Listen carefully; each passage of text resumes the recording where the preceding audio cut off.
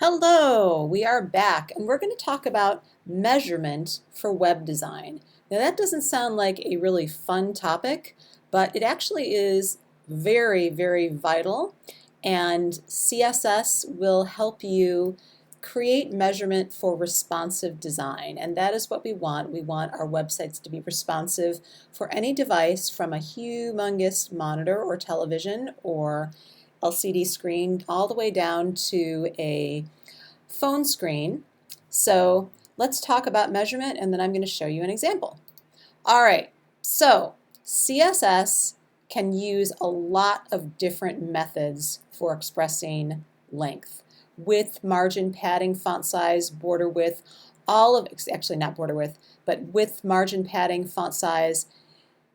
All of those are measurement rules for CSS. So if you're talking about length, it will be a number followed by a unit, such as 10 pixels or 2 ems, which we're going to discuss in a minute. Negative lengths are allowed for some things, but not all. For example, you can't have half a pixel, and you can't have 0.5%. However, there is one unit, the one that we're going to focus on today, ems, which will allow you to have fractions of a unit, and that can be very, very useful. So that said, there's two types of length units: absolute lengths and relative lengths. And we have focused on absolute lengths so far.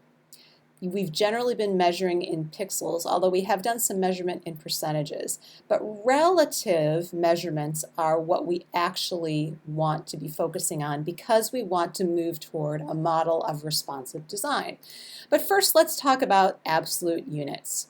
Okay, and as you can see, I put it in bright red. Absolute units are not recommended because they're not standard for responsive design. But that said, you can say, okay, I want this type or this box or whatever to be X centimeters high, X millimeters high, X inches high, and X pixels high, points for type. So I'm sure that you've looked at point size for type, 12-point type, 13-point type, or picas, which I don't even want you to think about because it's so out of date. We have been cheating by using pixels. So from now on, we are going to focus on two ways of measurements. We're still going to use pixels for some things. For example, if we want a height, like a minimum or a maximum height or width, we would still use pixels for that. We would not use centimeters, millimeters, or inches, because that is not only not responsive, but it's not screen friendly either. So we're going to either use pixels or ems. Everything else, forget about it. All right, relative measurements. This is what we want to focus on. Okay, percentages. We talked about the CSS box model, and what we need to focus on is that we use percentages for layout.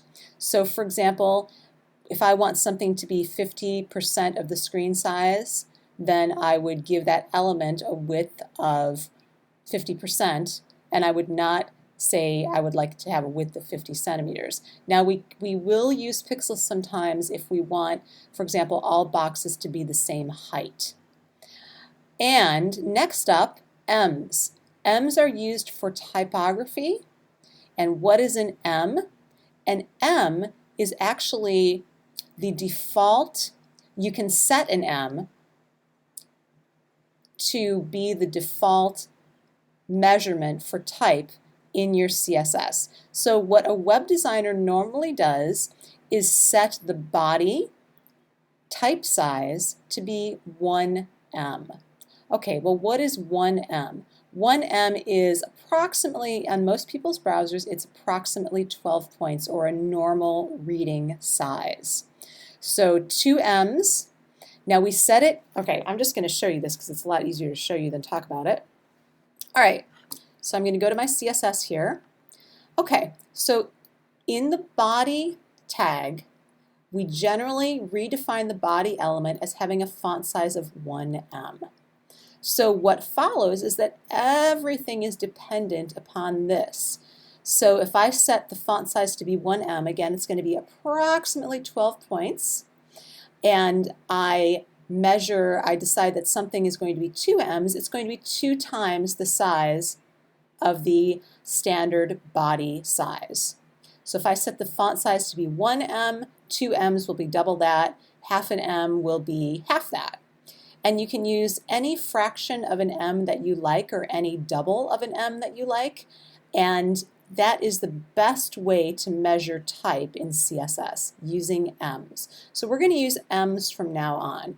So let's take a look at this. You can see that I have the body type is set at 1 M, approximately 12 points, and you'll see that on the screen.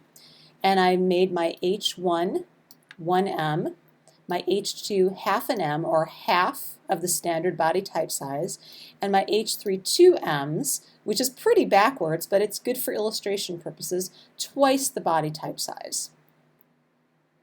So let's preview that. Okay, so here's my standard type size, 1 M. Here's half an M. Notice it's half the size. And now this is 2 M's, or double the size. All right, let's mix that up just a little bit. I'm going to go to my CSS file, and I'm still going to keep my default body size at 1 M, but half an M, that's kind of small. It's kind of hard to read, actually. Let's make it 0.75 M. And you can see that's going to be 75% of my default type size. And I can go, let's say I want it a little bit bigger, I can make it 0.5 M, which is equivalent to 0.85 M, which is equivalent to about a 10-point type size.